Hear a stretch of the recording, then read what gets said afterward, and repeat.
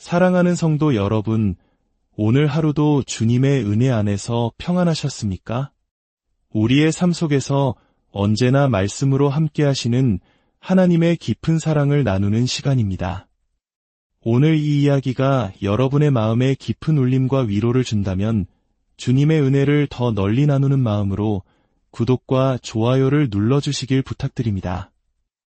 여러분의 작은 관심이 더 많은 영혼에게 복음의 빛을 전하는 귀한 통로가 될 것입니다.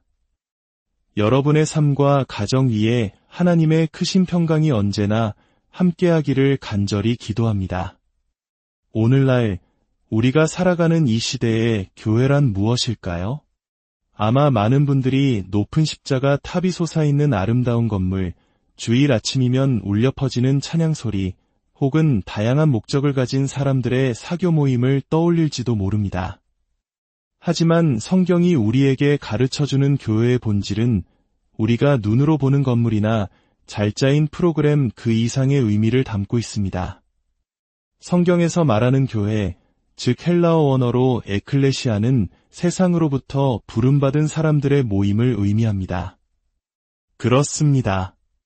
교회는 벽돌과 시멘트로 지어진 건물이 아니라 바로 예수 그리스도를 구주로 고백하는 사람들, 바로 우리 자신입니다. 하나님께서 죄와 사망의 권세 아래 있던 우리를 불러내어 당신의 자녀 삼으시고 거룩한 공동체로 세우신 것, 그것이 바로 교회의 시작이었습니다. 초대교회의 모습을 떠올려 보십시오. 그들에게는 오늘날처럼 화려하고 웅장한 예배당이 없었습니다. 그들은 가정집에 모이고 때로는 박해를 피해 카타콤과 같은 지하 동굴에 숨어들어야 했습니다. 하지만 그들의 모임이야말로 역사상 가장 강력하고 순수한 교회였습니다. 왜일까요? 그들 안에는 살아계신 하나님에 대한 뜨거운 믿음이 있었고 사도들의 가르침, 즉 하나님의 말씀이 중심에 굳건히 서 있었기 때문입니다. 그들은 함께 떡을 떼며 서로 교제하고 오직 주님을 위해 기도에 힘쓰는 살아있는 공동체였습니다. 이것은 우리 한국인들이 소중히 여기는 정과 공동체의 개념과도 깊이 맞닿아 있습니다. 교회는 단순히 같은 공간에서 예배를 드리는 사람들의 집합이 아닙니다. 그리스도의 피로 맺어진 영적인 가족이며 서로의 아픔을 나누고 기쁨을 함께하는 생명의 공동체입니다. 한 지체가 아프면 모든 지체가 함께 고통받고 한 지체가 영광을 얻으면 모든 지체가 함께 즐거워하는 그리스도의 몸 그 자체인 것입니다. 하지만 안타깝게도 시간이 흐르면서 교회의 본질적인 의미는 점차 희미해지고 세상의 가치관이 그 자리를 채우기 시작했습니다. 21세기를 살아가는 우리는 어떻습니까? 어느덧 교회는 사람들의 다양한 취향과 요구를 만족시키는 거대한 서비스 센터나 문화 공간처럼 변해가고 있지는 않은지 스스로 돌아보아야 합니다. 더 화려한 조명, 더 세련된 음악, 더 재미있고 감동적인 설교를 찾아 헤매는 모습은 마치 소비자가 시장에서 더 좋은 상품을 고르는 것과 같습니다. 우리는 교회를 선택하고 소비하는 주체가 되었고 교회의 머리 대신 예수 그리스도의 자리는 점점 더 희미해지고 있습니다. 교회의 성장이 건물의 크기나 교인 수로 평가되고 복음의 순수함보다는 세상적인 성공이 더 큰 가치로 여겨지는 시대에 우리는 살고 있습니다. 이러한 세속화의 물결 속에서 많은 교회가 성경의 진리를 가르치기보다는 사람들의 길을 즐겁게 하는 심리학이나 성공학을 전하고 거룩한 예배는 한편에 잘 만든 공연처럼 변질되기도 합니다. 이러한 교회 안에서 성도들은 진정한 영적 가족으로 서로를 돌보기보다는 익명의 소비자로서 그저 예배에 참석했다가 흩어질 뿐입니다. 진정한 교제와 나눔, 서로를 위한 희생과 헌신은 찾아보기 어려워지고 있습니다. 그렇다면 우리는 어떻게 해야 할까요?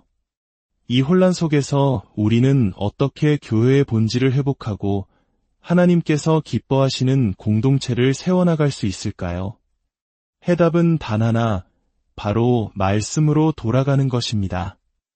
모든 세속적인 방법과 인간적인 계획을 내려놓고 오직 기록된 하나님의 말씀, 성경으로 돌아가야 합니다. 성경은 교회가 무엇인지, 우리가 어떻게 살아가야 하는지, 하나님께서 우리에게 무엇을 원하시는지를 명확하게 보여주는 유일한 지도입니다. 우리의 신앙은 개인적인 감정이나 신비로운 체험에 근거해서는 안 됩니다. 그것은 모래 위에 지은 집과 같아서 작은 시련의 파도에도 쉽게 무너져 내릴 것입니다. 우리의 믿음은 반드시 반석과도 같은 하나님의 말씀 위에 굳건히 세워져야 합니다. 교회는 세상의 유행을 따르는 곳이 아니라 세상의 변화 속에서도 영원히 변치 않는 진리의 기둥과 터가 되어야 합니다. 이를 위해 우리는 성경을 더 깊이 읽고 배우고 묵상하며 그 말씀대로 살아가기 위해 몸부림쳐야 합니다. 자녀들에게 세상의 지식이 아닌 하나님의 말씀을 가르치고 가정에서부터 예배를 회복하며 작은 모임 속에서 삶을 나누고 서로를 위해 뜨겁게 기도하는 문화를 만들어가야 합니다. 어쩌면 많은 분들이 이러한 모습은 너무 구식이고 현대 사회와는 맞지 않는다고 생각할지도 모릅니다. 하지만 기억하십시오. 복음은 지난 2000년 동안 단 한 번도 변한 적이 없습니다. 세상이 변할수록 우리는 더욱더 본질을 붙잡아야 합니다. 이 시간 우리의 교회를 한번 돌아봅시다. 내가 속한 공동체는 얼마나 하나님의 말씀 위에 굳건히 서 있습니까? 우리는 얼마나 서로를 진정한 영적 가족으로 여기며 사랑하고 있습니까? 우리의 예배는 하나님을 향한 진실한 경배입니까? 아니면 사람을 만족시키기 위한 행사에 그치고 있습니까? 사랑하는 성도 여러분, 교회는 세상의 마지막 희망입니다. 하나님께서는 바로 저와 여러분을 통해 이 땅에 당신의 나라를 세워가기를 원하십니다. 비록 우리는 연약하고 부족하지만 우리가 다시 말씀으로 돌아가 교회의 본질을 회복하고자 할 때 성령 하나님께서 우리에게 힘과 지혜를 주시고 초대교회에 임하셨던 놀라운 부흥의 역사를 오늘날 우리의 교회를 통해서도 이루어 주실 것을 믿습니다. 이제는 세상의 가치관을 따라가는 것을 멈추고 오직 예수 그리스도를 우리의 왕으로 성경을 우리의 유일한 법으로 삼는 거룩한 백성으로 다시 일어서야 할 때입니다. 기도하겠습니다. 사랑과 은혜가 풍성하신 하나님 아버지, 오늘 우리에게 교회의 참된 의미를 다시 한번 깨닫게 하시니 감사합니다. 우리가 세상의 화려함과 편리함에 취해 건물을 교회라 착각하고 프로그램을 신앙이라 오해했던 어리석음을 용서하여 주시옵소서. 이제는 우리의 시선을 다시 주님께로 돌려 오직 하나님의 말씀 위에 굳건히 서는 교회가 되게 하여 주시옵소서.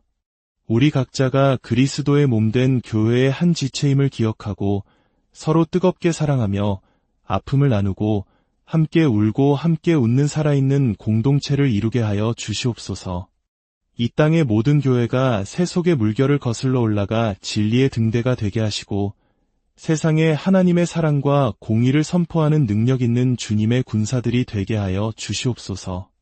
이 모든 말씀, 우리를 죄에서 구원하신 예수 그리스도의 이름으로 간절히 기도드립니다. 아멘.